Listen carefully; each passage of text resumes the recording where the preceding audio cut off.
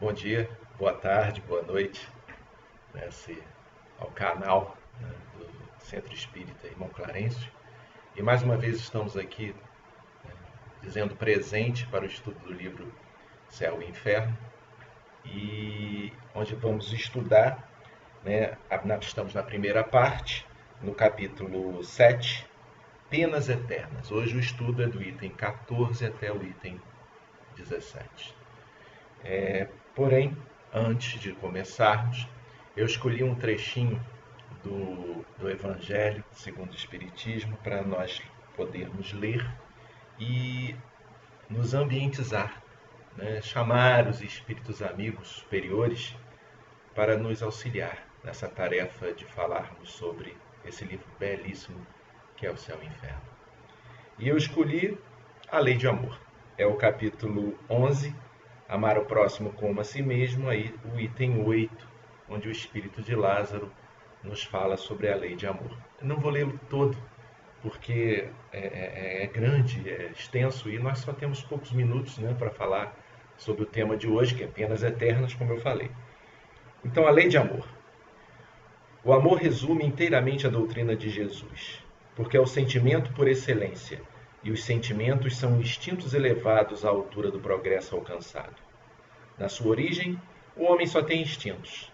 Mais avançado e corrompido, só tem sensações. Mais instruído e purificado, tem sentimentos. E o ponto mais delicado do sentimento é o amor.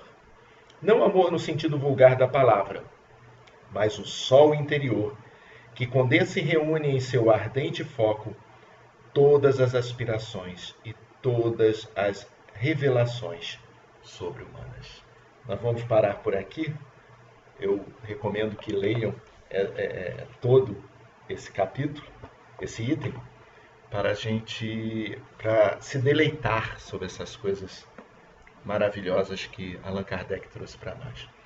Vamos então unir os nossos pensamentos e vamos dizer assim: Senhor Jesus, que nesse instante, em qualquer lugar que estivermos, possamos unir os nossos pensamentos com esses companheiros, com essas companheiras, que agora, junto a nós, se encontram, e possamos te pedir, Senhor, fazei, Senhor, com que os amigos espirituais, os nossos anjos guardiões, se aproximem de nós e nos intuam, nos auxiliem para essa tarefa de estudar o Céu e o Inferno, este livro belíssimo. Ajuda-nos neste momento, Senhor. Que seja em teu nome, em nome do nosso querido Clarencio, patrono de nossa casa, mas sobretudo com a permissão de Deus, o nosso Pai, possamos dar por iniciado o estudo deste momento. Que assim possa ser, graças a Deus. Bom, como eu falei para vocês, penas eternas. E nesse item, nesses itens lidos, que eu não vou ler a propósito, leiam em casa, porque a gente não tem muito tempo para fazer leitura. Então, Kardec, ele argumenta, ele tece considerações a respeito dos argumentos a favor das penas eternas. E é interessante que eu fiz um estudo, porque quando a gente fala em penas eternas, a gente tem uma ideia de por quê. Por que é instituído penas eternas? Por que desde os primórdios, lá do passado, a gente tem essa ideia que fica ainda dentro de nós de punição, de sofrimento? E eu achei interessante que, fazendo um pequeno estudo de algumas questões, a primeira coisa que vem para a gente, tem um estudo de um companheiro lá da Universidade de College London, Jeffrey Howard, viu? Doutrina espírita também é conhecimento. Afirma que a punição, porque pena está ligada à punição, está ligada a dois argumentos. O primeiro argumento é a dissuasão, ou seja, é aquela situação em que nós temos a vontade de praticar alguma coisa contra a lei e a possibilidade de punição nos inibe. Esse é um primeiro ponto, é um primeiro argumento. E o segundo argumento é a retributivista, em que eles acreditam, esse argumento, que nada está relacionado às taxas de crime. pois deve ser praticado, pois a coisa certa é se fazer a punição. Então, ou seja, você cometeu um crime, como retribuição, você tem que ser punido por aquilo que você fez. E aí vem aquela ideia nossa, né, de que, então a punição ela vai suprimir a nossa necessidade de ir contra a lei. Isso não é verdade. As estatísticas mostram, e aí eu vou de novo, né, recorrer às estatísticas, existe um instituto lá americano muito interessante que ele trata sobre a pena de morte. E ele fala o seguinte, é o vou traduzir que é melhor, Centro de Informações sobre a Pena de Morte, é um instituto ligado ao FBI. E ele diz o seguinte, que uma estatística de 1990 até 2016, a taxa de homicídios dos estados americanos que permitem a pena de morte foi maior que nos estados em que ela foi banida. Então, ou seja, a estatística cai por terra de quanto maior a penalidade, no caso aqui americano, a pena de morte, menores seriam os crimes praticados. E isso não é verdade. A taxa, né, de crime praticado nos estados americanos que têm a pena de morte é maior do que aqueles que não têm. E aí a gente começa a pensar, e aí já vem Kardec, sobre esse negócio de penas eternas. Como funciona isso? E eu me socorri a Kardec. Fui lá no Livro dos Espíritos e busquei no capítulo 2 da quarta parte, ou seja, vamos falar com a pergunta que é melhor, do Livro dos Espíritos. Questão 966 do Livro dos Espíritos, que faz Kardec uma pergunta aos espíritos assim: por que o homem faz uma ideia frequentemente tão grosseira e tão absurda das penas e dos gozos da vida futura? Então, ou seja, por que os homens têm umas ideias tão esquisitas sobre essas penas eternas? E os espíritos respondem na questão 966, repito, inteligência que ainda não se desenvolveu bastante. A criança compreende como um adulto. Além disso, depende também do que lhe ensinaram. Aí é que há necessidade de uma reforma. Vossa linguagem é muito incompleta para exprimir o que está fora de vós. Então, teve-se que recorrer a comparações, e são essas imagens e essas figuras que tomastes como realidade. Porém, à medida que o homem se esclarece, seu pensamento compreende as coisas que sua linguagem não pode expressar. Então, ou seja, o que falta a nós é exatamente isso, essa linguagem, esse conhecimento. A gente não tem o conhecimento suficiente para entender essas penas eternas e essas punições. E eu acho interessante que no Consolador, Chico faz uma pergunta a Emmanuel, que é a pergunta 244. E ela está muito bem colocada nessas questões das penas eternas, que hoje nós estamos estudando. Na 244 pergunta, né, a Emmanuel, no livro Consolador. Deixa eu fazer aqui. Meu Deus, Consolador. Existem lugares de penitenciária no plano espiritual, e acaso poderá haver sofrimento eterno para os espíritos inveterados no erro, e na rebeldia? Aí resposta de Emmanuel para a gente. Considerando a penitência em sua feição expiatória, existem numerosos lugares de provações na esfera para vós invisível, destinados à regeneração e preparo de entidades perversas ou renitentes no crime, a fim de conhecerem as primeiras manifestações do remorso e do arrependimento, etapas iniciais da obra de redenção. Quanto à ideia de sofrimento eterno, se houvesse espíritos eternamente inveterados no crime, haveria para eles um sofrimento continuado, como seu próprio erro. O pastor, porém, não quer que se perca uma só de suas ovelhas.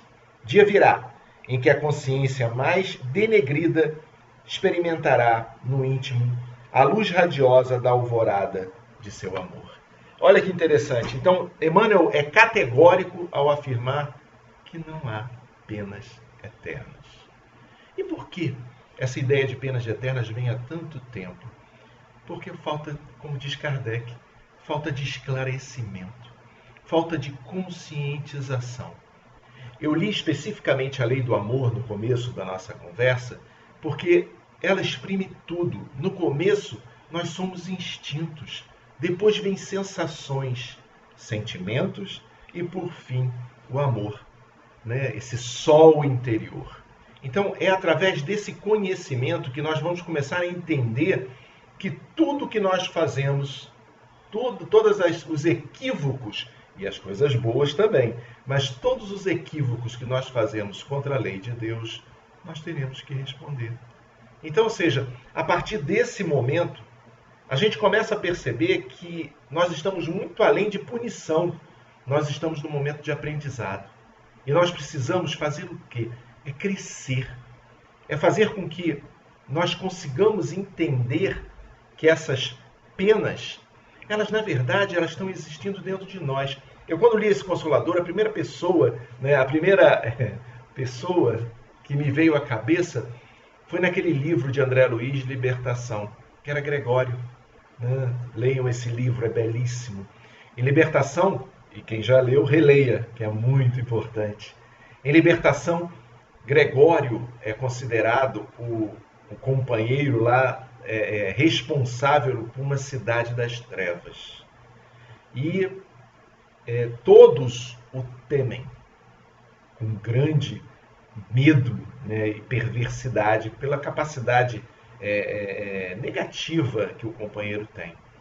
E aí o plano espiritual utiliza de meios, de artifícios, para poder buscar nesse companheiro, no companheiro Gregório, esse remorso que disse, né, Emmanuel para a gente. E cada um de nós tem dentro a centelha divina que foi Jesus que nos disse, né, que brilha dentro de nós. E o que compete a cada um de nós é fazer brilhar essa centelha divina. E aí no livro Libertação a gente percebe que todos os movimentos do mal que ele faz são controlados, são carinhosamente manipulados para o crescimento do remorso e crescimento do nosso companheiro Gregório. Até o ponto, né, que sua mãe, em esferas elevadas, superiores, ela desce para buscá-lo, para mostrar para ele, né, o arrependimento. As penas eternas, e no final, leiam, mas eu vou contar o final porque é emocionante, ele consegue, ela consegue, o plano espiritual, os guias espirituais, eles conseguem o remorso de Gregório. Então, vale a pena ler o livro pela emoção que a gente verifica, porque Gregório somos nós, é cada um de nós, na sua escada ou escala evolutiva, onde nós estamos. Ainda nos comprazemos, ainda nos felicitamos com o mal? Se estamos nessa fase, a gente precisa estudar mais. Porque estudando mais, estudando Kardec, né, evangelizando-nos, a gente começa a compreender que nós estamos aqui de passagem. E por estarmos de passagem, nós temos a obrigação de estudarmos e crescermos.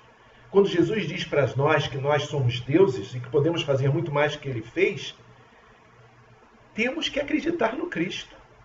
E isso nos faz nos melhorar. As penas eternas foram suficientes para nós quando nós tínhamos medo. Nós tínhamos medo do castigo, nós tínhamos medo das represálias, nós tínhamos medo do inferno. Só que agora nós descobrimos que as penas eternas não existem. Kardec traz para nós, mas Kardec traz para nós também a responsabilidade. A responsabilidade que vem através do estudo, através do conhecimento. E esse conhecimento nos traz essa responsabilidade, nos traz consolação, com certeza. mas nos traz também a responsabilidade de seguirmos adiante e não errarmos mais. Mas como nós vamos fazer isso? Através do estudo.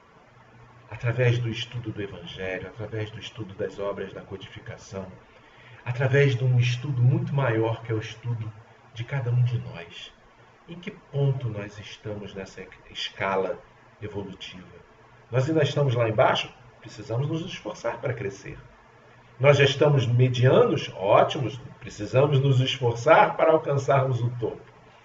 E quando chegarmos ao topo, nós nem vamos perceber o quão maravilhoso é essa ideia do amor que Lázaro traz para nós. Nós, às vezes, temos momentos, né, de reflexão, como nós estamos tendo agora, onde a emoção nos cala forte. Mas também, às vezes, temos momentos de muita dificuldade, quando vemos um companheiro, né, desequilibrado, quando vemos situações tão difíceis que passam nessa vida nossa material. Então, nós precisamos ter em foco que as penas eternas, como mostra Kardec para nós no céu e inferno, elas não existem, mas existe ainda essa responsabilidade. No Evangelho, no capítulo 27, pedis e obtereis, no item 21 desse capítulo 27 do Evangelho segundo o Espiritismo, os espíritos, né? Deixa eu ver se são os espíritos ou Kardec, melhor dizendo. Kardec. Kardec coloca para a gente que a lei de Deus assim se resume. Olha que resumo interessante que ele faz da lei de Deus. O homem sempre sofre as consequências das suas faltas. Não há uma só infração à lei de Deus que não tenha a sua punição. E a gente coloca aí essa punição, a gente coloca como correção. Então não existe nenhuma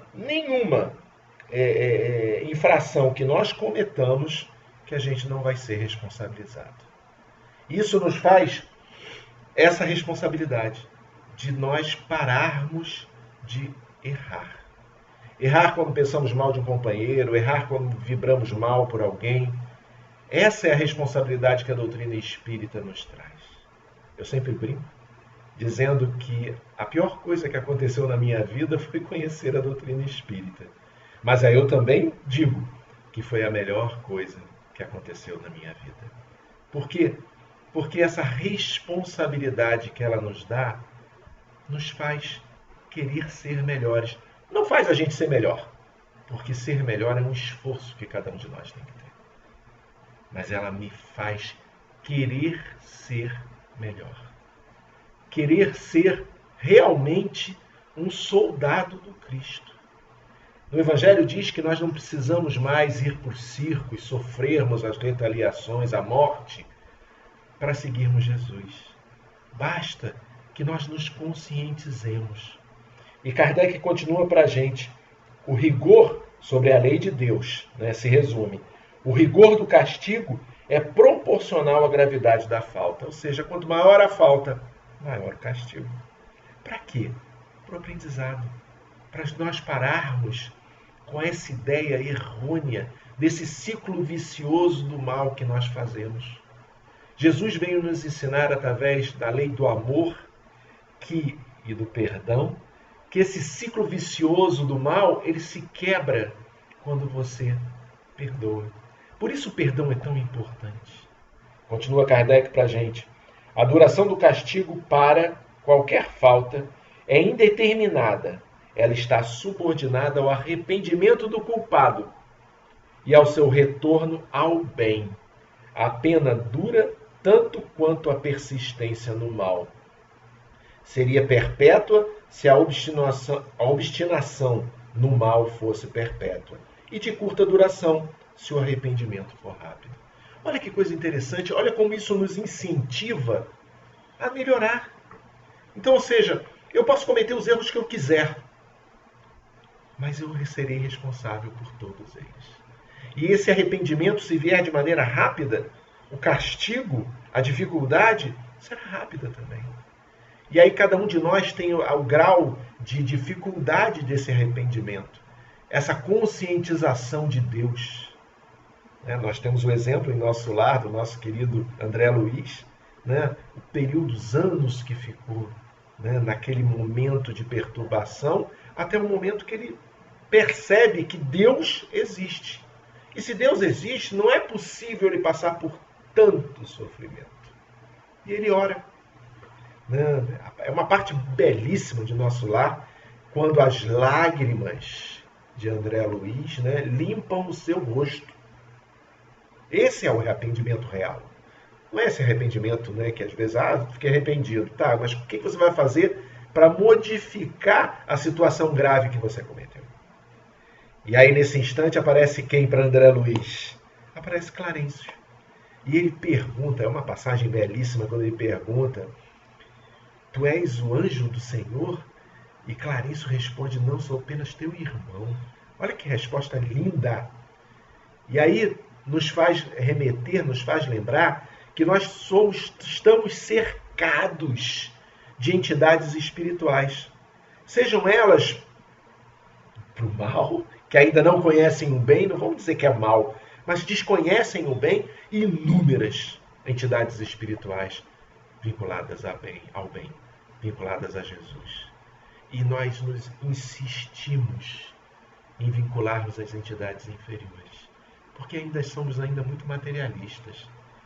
No fundo, nós ainda acreditamos naquela ideia das penas eternas para fugirmos da responsabilidade que cada um de nós tem. Então, quando nós fazemos o estudo da doutrina espírita, essa responsabilidade nos faz interiorizar a doutrina espírita e a doutrina de Jesus.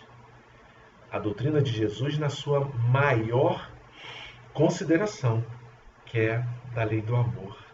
Amai-vos uns aos outros, disse o Mestre. E é através dessa lei do amor que nós fazemos as nossas modificações maiores. Porque amando a nós mesmos e amando ao próximo, nós desempenhamos aquilo que Jesus nos ensinou. Aquilo que Jesus nos ensina até hoje. Quando ele fala, amai-vos. Tem uma passagem de João belíssima, em que ele muito velhinho, João Evangelista, ele muito velhinho, ele não podia fazer mais nada, e ele só falava: meus filhos, amai-vos uns aos outros. Ele repetia as colocações de Jesus. Por quê? Porque o amor é tão importante que ele cobre a multidão de pecados, como dizia Pedro. Então, nessas reflexões, que possamos conscientizar-nos de que as penas eternas elas não existem, mas a lei de Deus, ela atua sobre cada um de nós. E que nós temos que, a todo instante, relembrando esses ensinamentos do Cristo, através da fé, da esperança e da caridade, nós alcançarmos Jesus. E como bem disse nosso querido Paulo de Tarso, ele sempre nos disse que desses três, o maior de todos é a caridade. Porque é através dela que a gente se modifica, que a gente vai se limpando, que a gente vai se conscientizando, e é através desse estudo que nós alcançaremos com certeza a felicidade. Porque nos alertou Jesus que a felicidade não é deste mundo, porém nós estamos caminhando para ela. Que possamos sempre ter essa conscientização de que podemos vencer sempre.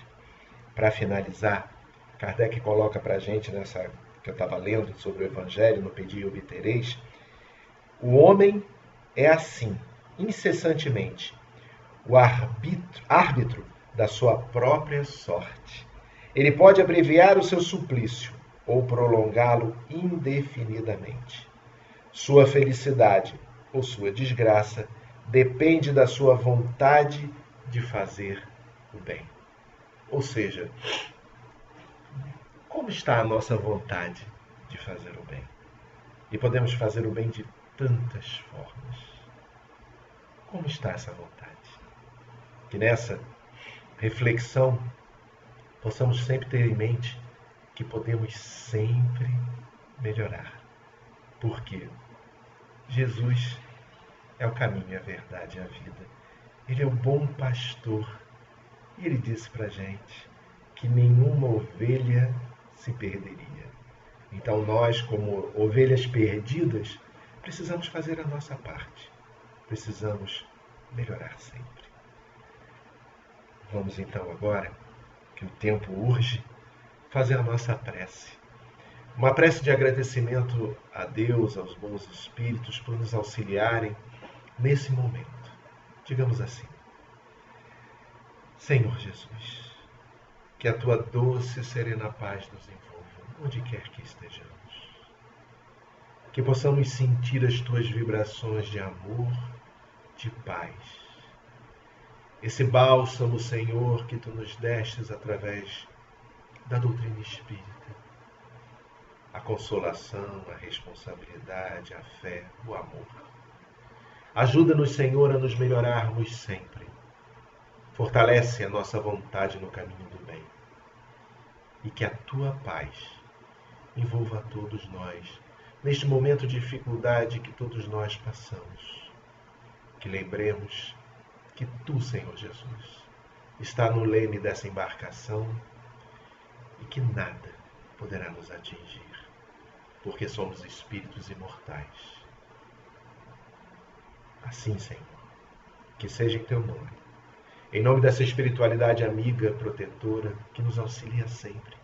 Em nome do nosso querido irmão Clarencio, patrono de nossa casa, mas sobretudo com a permissão de Deus, o nosso Pai, que possamos dar por encerrado esse momento e que possamos te pedir sempre, Jesus, permanece conosco, porque muito, Mestre, nós precisamos de ti. Que assim seja, graças a Deus. Muita paz, meus irmãos.